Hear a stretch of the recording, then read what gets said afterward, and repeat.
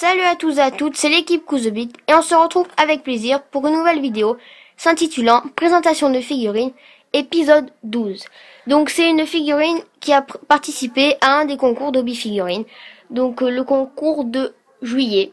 On a un peu cassé le rythme de la compagnie de Torin, parce que jusqu'à présent, en figurine du bien, vous avez vu que des figurines de la compagnie de Torin, donc on a voulu un peu casser la petite série. Donc alors, pour cette présentation de figurines, on a choisi de vous présenter Train. Je pense que vous l'avez déjà remarqué. C'est une figurine en résine. Donc c'est un blister que j'ai acheté à 15€ Game Workshop. C'est une figurine dont je suis très fière. Je trouve que c'est l'une de mes plus belles. Alors on va commencer à parler de la peinture.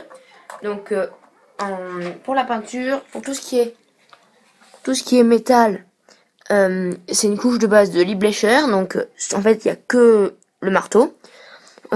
Toutes les dorures, donc que ce soit dans la barbe, ici, les épaulières là, ou sur la tunique centrale. Pas le derrière de la cape par contre. C'est une couche de base de Balthazar Gold avec un lavis de Seraphim Sepia, car à l'époque je n'avais celui-ci, mais maintenant, mais je pense que la Grax convient aussi bien. Et un éclaircissement de Guinness Gold. Vous pouvez mettre encore un deuxième éclaircissement d'Oricamo Gold si vous l'avez, mais moi je l'avais pas. Donc ensuite, pour le visage, c'est une couche de base de Bugman Glow avec un lavis de sépia, et le réclan est très bien aussi. Moi j'ai pris celui-ci, et un éclaircissement de Killian Fleshtown. Alors pour celui-ci, les yeux, je les ai pas clairement faits, mais j'ai fait une espèce de petite ombre qui fait que il se laisse entrevoir. Donc je trouve que le visage n'est pas trop mal. L'éclaircissement en Killian Fleshtown est plutôt bien réussi. Donc le manche du marteau, c'est du Rhinoxide. Ensuite, alors vous voyez qu'il y a une très grosse dominante de rouge. Donc pour ce qui est, alors je sais plus trop. Donc là, l'avant, donc ce petit bout de tissu, ainsi que, attendez, donc les petits gantelets, voilà ça. Et je crois que c'est à peu près tout, si je dis pas de bêtises. C'est fait en Mephiston Red avec un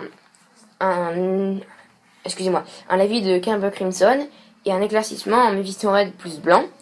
Ensuite, la cape, donc en rouge là, les parties rouges toujours, c'est Corn Red plus Camber Crimson avec plus éclaircissement Mephiston Red et éclaircissement Mephiston Red plus blanc.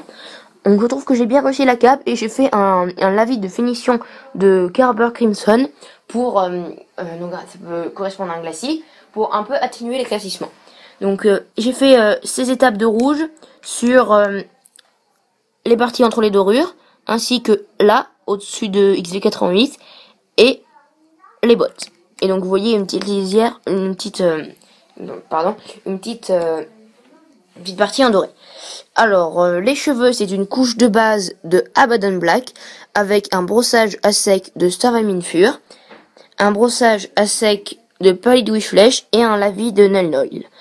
Ensuite, la cape, alors là, j'ai essayé de bien la réaliser. Alors, je vais peut-être pas me souvenir de toutes les étapes par cœur, mais je pense m'en souvenir à peu près.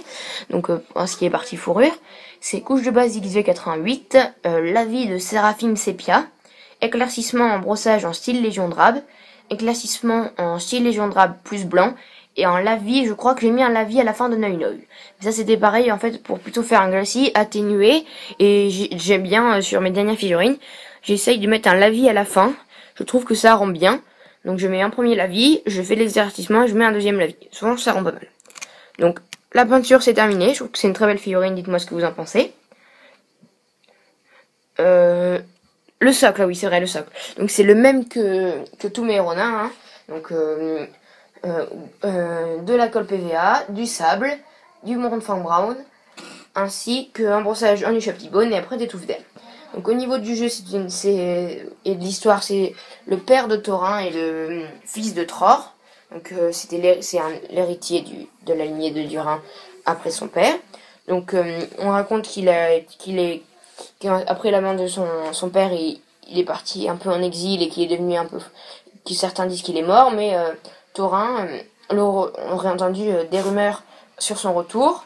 Et donc c'est pour ça qu'on voit une scène avec Gandalf dans le 2, comme quoi il parlerait de train, et à la sortie du 2, ils ont fait une vidéo, excuse-moi, ils ont fait une figurine montrant Tralin câblé. Alors c'est plus du tout une figurine, c'est une figurine comme celle-là. Elle est un peu toute dégénérée, une épée tordue, des vêtements en lambeaux, un visage... donc on la reconnaît plus. Donc au niveau du jeu, elle est un peu plus chère que Thorin. Elle a le même coup de points que Tror, c'est-à-dire 140. Elle est assez puissante, c'est un bon personnage spécial que je recommande, même pour une collection dans une arménienne. On avait plus rien à ajouter de plus pour cette vidéo. C'est moi qui ai beaucoup parlé parce que c'était ma figurine. On vous dit merci à vous tous et à la prochaine.